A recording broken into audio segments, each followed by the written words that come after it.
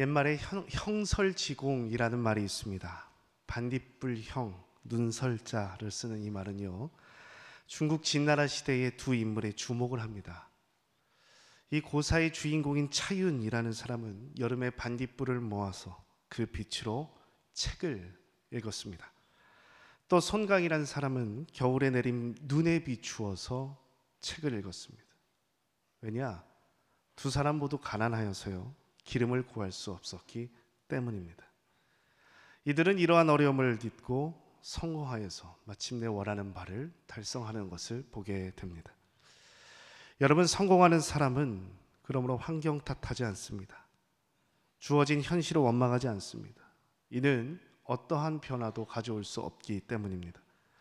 비록 우리의 삶이 힘들지요, 외롭지요, 어렵지요. 하지만 주 안에서 포기하지 않는다면 언젠가 우리에게 주신 꿈을 이루리라 믿습니다. 그러므로 승자의 법칙 중 하나가 약점을 강점으로 바꾼다는 데 있습니다. 공공연한 약점입니다. 하지만 치열한 노력과 의지로 마침내 강점으로 바꾸는 사람, 역사는 그를 승자로 기억합니다. 그리고 그것은 후대 사람들에게 있어서 기적적인 일로 여겨집니다. 이 나라가 그랬습니다. 생각해 보세요. 뚜렷한 수출품 하나 없는 나라였습니다. 그런데 철광석 오징어 팔던 나라가 반도체 강국이 되었습니다. 설탕, 밀가루, 면직물, 이른바 300산업 하던 나라가 자동차, 첨단 소재를 수출하는 나라가 되었습니다. 무엇입니까? 약점만 늘어놓을 수밖에 없는, 강점은 존재하지 않는 불우한 환경임에도 그것을 탓하지 않고 모두 단합하여 피와 땀과 눈물을 흘린 결과입니다. 그렇습니다. 현실만 진단해서는 안 됩니다. 안 되는 이유만 나열해서는 안 됩니다. 감정적인 위로만 구해서는 안 됩니다. 누군가는 허황돼 보이지만 함께 꿈을 꾸고 비전을 말해야 합니다. 더 높은 세계 이상을 말해야 합니다. 광림교회도 그런 교회입니다. 저는 우리 교회 마크 있지요. 이 마크를 볼 때마다 교회의 역사를 다시 한번 생각하게 됩니다. 배밭이었잖아요. 그 늪지대 위에서, 물고기 위에서 피어난 기적이었습니다. 절망 가운데 세운 십자가였습니다. 이것이 우리 정체성입니다. 항상 감독님은 네버들레스, 그럼에도 불구하고 소망을 말씀하셨습니다. 고지를 점령하는 적극적인 믿음으로 기적을 일궈냈습니다. 그러므로 우리의 신앙은 무엇입니까? 현실을 뛰어넘는 믿음인 줄 믿습니다. 보이지 않는 것을 구하며 바랄 수 없는 중에도 바라는 것이 우리 신앙입니다. 비록 내 시간에선 이루어지지 않는다 하더라도 저 엘리야가 봤던 것처럼 멀리 다가오는 조각 구름을 볼 수 있다면 거기에 소망을 두고 기도하며 매달리는 것이 우리의 신앙입니다. 사랑하는 성도 여러분, 요즘 참 경기가 안 좋다고 합니다. 어렵다고 합니다. 연일 우리에게 들리는 건 절망의 소리입니다. 국내건 해외건 상관없이 우리를 사로잡은 건 그 사망의 시간이라고 합니다. 하지만 여전히 함께 하시는 하나님, 큰 능력으로 역사하신 주님을 볼 수 있다면 다시 한번 우리는 기적을 이 땅 가운데 써내려갈 줄 믿습니다. 기적이 필요한 시대예요. 부디 우리 강림교회가 언제나 그러했던 것처럼 이 세상 가운데 빛들의 자녀로 나타나기를 간절히 축원합니다. 함께 오늘 본문을 통해서 변화의 능력은 어디서 오는지, 바울이 소유했던 변화의 능력은 무엇인지 영적인 교훈을 찾고 기도의 제목을 삼고자 합니다. 첫째로, 능력은 목적에서 온다입니다. 오늘 사도 바울 선생님 당당하게 이야기합니다. 13절입니다. 내게 능력 주시는 자 안에서 모든 것을 할 수 있느니라. 아멘. 내게 능력 주시는 자 안에서 나는 모든 것을 할 수 있다 선포합니다. 그렇습니다. 우리는 주님 안에 있을 때에 무엇이든 할 수 있습니다. 능력 주시는 자 안에 있을 때 모든 것을 할 수 있습니다. 우리 예수님도 비슷한 말씀을 하셨어요. 마가복음 16장입니다. 믿는 자들에게는 이런 표적이 따르리니 곧 그들이 내 이름으로 귀신을 쫓아내며 새 방언을 말하며 뱀을 집어 올리며 무슨 독을 마실지라도 해를 받지 아니하며 병든 사람에게 손을 얹은즉 나으니라. 아멘. 우리에게 뭐가 있어요? 이런 능력이 있습니다. 그러므로 중요한 것은 무엇일까요? 주님 안에 있는 것입니다. 능력 주시는 자 안에 있는 것입니다. 사실 내가 모든 것을 할 수 있습니다 라는 고백보다 더 중요한 것은 무엇입니까? 내가 주님 안에 있느냐, 내가 나의 삶이 능력 주시는 자 안에 있느냐, 이것이 더 중요합니다. 그래서요, 우리가 이 말씀을 읽을 때 오해하는 것이 있어요. 하나님과 관계는 상관없이 마치 내가 전능자가 된 것처럼 내 뜻과 생각을 다 이룰 수 있을 것처럼 이 문장을 잘못 해석할 때가 있습니다. 아닙니다. 이 말씀은 그런 의미가 아니에요. 중요한 것은 무엇입니까? 하나님과의 관계입니다. 이것이 바로 세워진 다음에 우리는 말할 수 있습니다. 내게 능력 주시는 자 안에서, 우리 주님 안에서 나는 무엇이든 할 수 있습니다. 이는요, 바울의 인생을 보면 알 수 있어요. 바울은요, 자신의 욕망을 위해 살지 않았습니다. 사욕을 채우기 위해 살지 않았어요. 주님 이용하지 않았습니다. 잘못된 형통과 성공을 위해서 점괘나 주술처럼 말씀을 빌려오지 않았어요. 여러분, 바울 어떤 삶을 살았습니까? 그가 걸었던 길은요, 불가능에 가까운 길이었어요. 무려 16,000km를 겁니다. 1차 선교 여행 때 2,000km, 2차 선교 여행 때 4,500km, 3차 선교 여행 때 5,500km, 로마 여행 때 2,300km, 도합 16,000km를 걸어갑니다. 이는 지구 한 바퀴가 4만 킬로라고 했을 때에 40%에 해당하는 거리입니다. 서울에서 파리까지의 거리가 9,000km입니다. 서울에서 뉴욕까지의 거리가 11,000km입니다. 여러분 생각해 보세요. 태평양을 건너는 대단한 거리잖아요. 그럼에도 바울은 당시 변변찮은 수단으로 더 먼 거리를 여행했습니다. 어떻게 해요? 왜요? 예수님을 전하기 위해서. 흔들리지 않는 목적으로 불가능을 가능케 한 사람이 바울이었습니다. 그렇습니다. 하나님 안에 있는 사람은요, 목적이 분명한 사람은요, 불가능을 넘어서는 줄 믿습니다. 하나님의 꿈이 나의 비전이 되고, 예수님의 성품이 나의 인격이 되고, 성령님의 능력이 나의 능력이 되는 사람은요, 모든 것을 할 수 있는 줄 믿습니다. 그래서 빌립보서 3장에서도 이렇게 이야기합니다. 내가 이미 얻었다 함도 아니요 온전히 이루었다 함도 아니라 오직 내가 그리스도 예수께 잡힌 바 된 그것을 잡으려고 달려가노라. 표대를 향하여 그리스도 예수 안에서 하나님이 위에서 부르신 부름의 상을 위하여 달려가노라. 여러분, 중요한 것은 무엇입니까? 표대를 향하여 부름의 상을 위하여 달려가는 인생. 여러분, 능력은 어디서 나와요? 분명한 목적, 사명에서 나오는 줄 믿습니다. 자, 오늘 본문 11절과 12절 보시기 바랍니다. 우리 함께 다시 한번 읽어보도록 하겠습니다. 11절과 12절입니다. 내가 궁핍함으로 말하는 것이 아니니라. 어떠한 형편에든지 나는 자족하기를 배웠노니 나는 비천에 처할 줄도 알고 풍부에 처할 줄도 알아. 모든 일 곧 배부름과 배고픔과 풍부와 궁핍에도 처할 줄 아는 일체의 비결을 배웠노라. 아멘. 여러분 생각해 보시면요, 바울이 왜 배고픔에 처해야 했을까요? 바울 잘 나가는 인생이었잖아요. 왜 궁핍과 비천에 처해야만 했을까요? 다른 거 아닙니다. 예수님 전하기 위해서, 하나님 나라 넓히기 위해서 그는 수고한 겁니다. 그래서 이 말씀을 다른 말로 하면, 내가 복음을 전하기 위해서 어떤 환경에도 굴하지 않는, 어떤 세력에도 굴하지 않는 능력을 소유했다라고 번역할 수 있을 겁니다.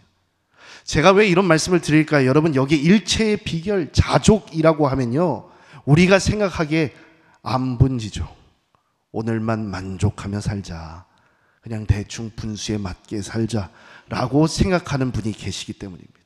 아닙니다. 여기에 빠진 게 뭐죠? 목적이 빠졌습니다.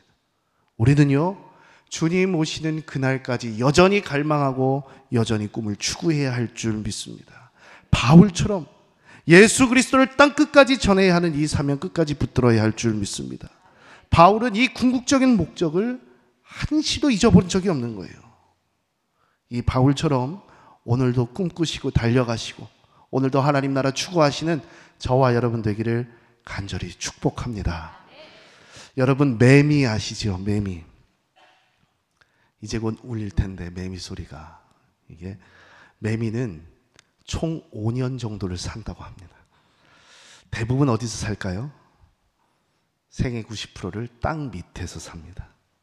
다 자라서 매미의 모습을 하고 우는 건 딱 3주 정도라고 합니다. 이제부터 매미를 보시면 너도 모진 세월을 겪었구나 격려하시면 됩니다. 세상에 출현해서 매미로서의 존재감을 알리는 거 얼마 되지 않아요. 이 기간 동안은 뭐 하냐? 이 짧은 시간 동안에 짝짓기를 하면서 생명을 전파합니다. 그러니까 먹고 알 낳는 게 매미생의 전부라고 할 수 있습니다. 여러분 이를 묵상하면 우리도 마찬가지거든요. 우리 인생의 전성기라고 불리는 시간도 얼마나 짧습니까? 모두 소시적이 대단하셨잖아요. 제가 신방 갈 때 이렇게 사진을 매면은 정말 어떻게 이렇게 멋있으실까? 어떻게 이렇게 아름다우실까? 선남선녀가 따로 없으시구나. 이런 생각을 하게 됩니다. 우리 귀여운 아기들도 보시기 바랍니다. 그 아름다움이라는 것이 왜 이리 짧은지. 여러분 눈에 선하시잖아요. 그 아름다움이. 그래서 그런 말이 있죠. 돌 되기 전에 효도 다 한다는 말이 있습니다. 이는 개인의 인생뿐만 아니라 우리나라 역시도 마찬가지입니다. 5,000년 역사 반만년 속에 기독교 140년은 극히 짧은 시간입니다. 200년이 안 되죠. 아니 문명사로 보면요, 인류 문명이 태동하고 예수님의 시간 33년은요 거의 없는 것과 마찬가지 시간입니다. 그런데 이 시간을 통해서 생명이 전파되고요, 삶의 의미가 생성이 됩니다. 비로소 살아가는 의미, 내가 살아가는 이유, 살아가는 목적, 이 인생의 신비가 풀려집니다. 그렇습니다. 내가 오늘 어떻게 사느냐, 나에게 주어진 이 24시간의 시간, 마치 없는 것과 같은 이 한 시간, 예배 시간 딱 한 시간이잖아요. 내 인생에 비춰보면 이 한 시간 어떤 목적을 위해서 어떻게 사느냐, 이것이 내 인생 전체를 살게 한다는 거예요. 여러분 사명은 무엇입니까? 오늘 나를 살게 하는 거예요. 오늘 나를 숨쉬게 하는 거예요.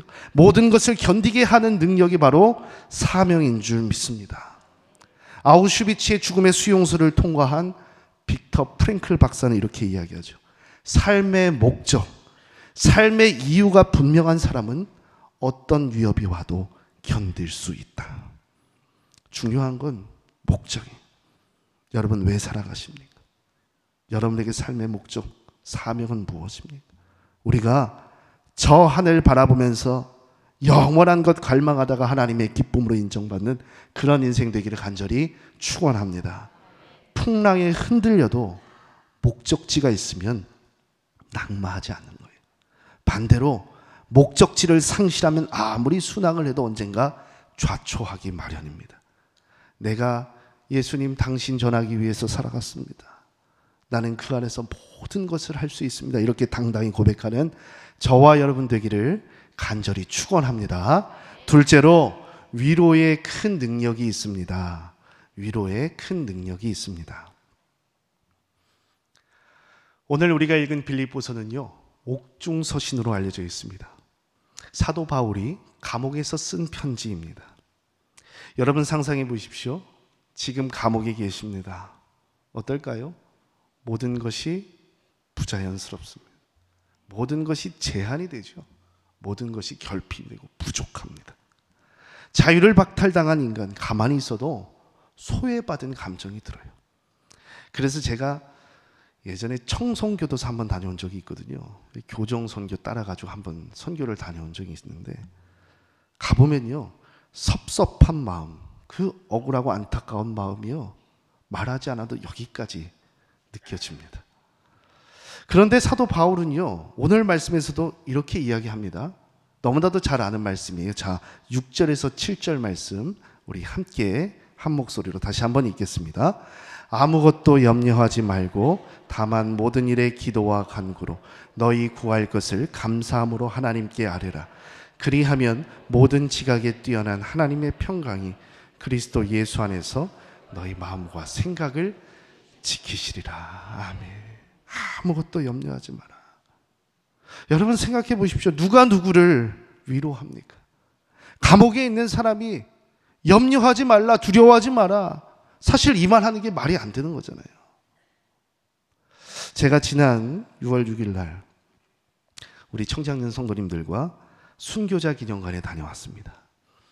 여기 용인에 있습니다. 한번 가보시기 바랍니다. 참 감동이 되거든요. 30분이면 가는 길을 왜 이리 차가 많은지 1시간 넘어 걸려서 다녀왔습니다. 그런데 거기에 딱 눈에 띄는 편지 하나가 있더라고요. 바로 손양원 목사님이 옥중에서 아내 되시는 정양순 사모님께 드리는 편지였습니다. 편지의 내용이 이렇습니다. 동인이 엄마, 이상하다는 생각이 듭니다. 매달 하루도 어기지 않고 면회를 오던 당신, 이렇게 늦는 것을 보니 집안에 무슨 일이 생긴 것은 아닌지 걱정이 됩니다. 밤마다 꿈에서 당신이 근심하며 아픈 것을 봅니다. 아마 걱정에 눌려 병이 된 것 같습니다. 그러나 근심과 걱정은 할 필요가 없습니다. 걱정이란 병 가운데 큰 병이고 죄 가운데 큰 죄입니다. 자족하는 것은 부자가 되는 것보다 낫습니다. 내가 항상 말하지만 고난은 참으로 큰 복입니다. 꿀같이 달게 받읍시다. 참고 견디면 이보다 큰 복은 없을 것입니다. 고난은 복을 거두는 씨가 됩니다. 고난을 받으면서 자기의 지난 죄를 깨닫고 용서받는 은혜를 누립니다. 세상과 벗하며 죄 가운데 있는 자에게 고난의 채찍을 가하면 그는 하나님께 점점 나아가게 됩니다. 육체의 염려와 세상 생각은 우리 신앙을 자라지 못하게 하는 돌밭이요 가시덤불입니다. 걱정, 근심은 우리가 받은 구원의 즐거움을 빼앗고 하늘 영광을 보지 못하게 눈을 가립니다. 여러분, 제가 이 편지를 쭉 읽는데요, 감동이 됐을 뿐만 아니라 빌립보서를 쓴 바울이 생각이 나더라고요. 도대체 누가 누구를 위로할까요? 갇힌 사람이 어떻게 자유를 누리는 사람을 위로할까요? 염려하지 말라, 두려워하지 말라, 그럼에도 고난은 복이다라고 할 수 있을까요? 그래서 이 글을 쭉 읽는데 그런 생각이 들더라고요. 여러분, 진정한 위로는 어디서 나올까요? 내가 세상을 살아가면서 그럼에도 세상은 살만한 곳이야 언제 느낄까요? 저 펜트하우스에 사는, 고급차를 타는 연예인을 보면서 느낄까요? 기업 회장을 보면서 느낄까요? 아니죠. 위화감만 듭니다. 그게 아니라 내 고통보다 더 큰 고통을 마주했을 때 우리는 큰 위로를 받습니다. 아, 내가 흘린 수고보다 더한 고통이 여기에 있구나. 저 십자가를 바라보니 오늘 내 아픔은 지극히 작은 것이구나. 말로 다 할 수 없는 큰 위로를 받게 되어 있습니다. 그리고 그 위로는요, 그 십자가 위로는 오늘 내 삶을 변화시키는 능력이 됩니다.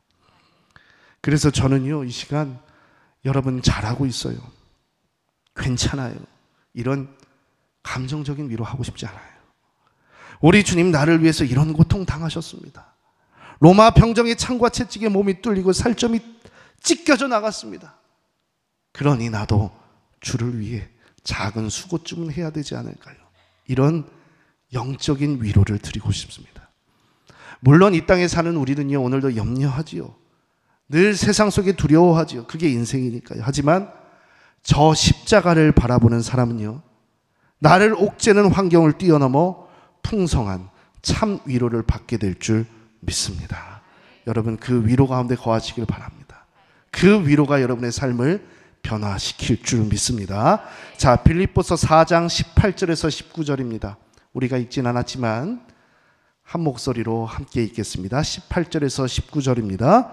내게는 모든 것이 있고 또 풍부한지라 에바브로 편에 너희가 준 것을 받았으므로 내가 풍족하니 이는 받으실 만한 향기로운 제물이요 하나님을 기쁘시게 한 것이라.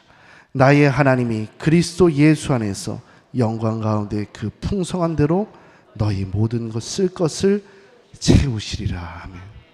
우리는 뭘로 살아요? 하늘 위로로 살아요. 세상은 흉내낼 수 없는 주님의 위로로 살아갑니다. 비록 감옥일지라도 어려운 환경일지라도 풍성하게 채우시는 하늘 위로로 살아가는 것이 우리인 줄 믿습니다.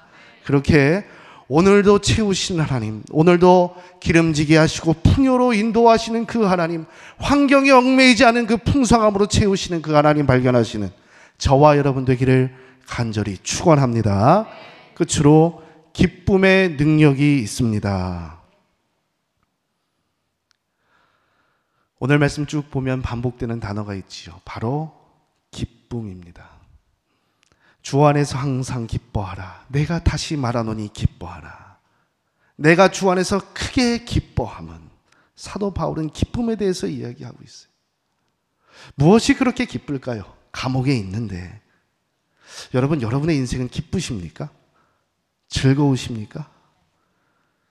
모든 것이 부족한 이 바울은 풍성하다, 기쁘다라고 하는데 여러분의 일상, 여러분의 인생은 어떠십니까?